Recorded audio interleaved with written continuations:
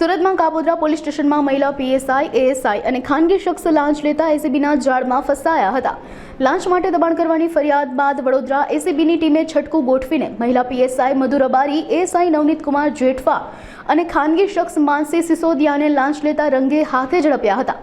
ફરિયાદીએ પોતાના વિરુદ્ધ થયેલી અરજી અંગે કાર્યવાહી માટે સંપર્ક કર્યો હતો. અરજીની તપાસ પીએસઆઈ મધુ રબારીના હાથમાં હતી, ત્યારે ફરિયાદી તરફથી તપાસમાં રાહત આપવા બદલ પીએસઆઈએ લાંચની માંગણી કરી હતી. પીએસઆઈના રાઇટર તરીકે ફરજ બજાવતા એએસઆઈ નવનીત કુમાર પણ આ સમીકરણમાં સામેલ હતા.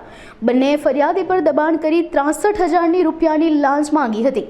ફરિયાદીએ આ બાબતે રજીસ્ટર કર્યા બાદ સીધો એસીબીનો સંપર્ક સાધ્યો હતો.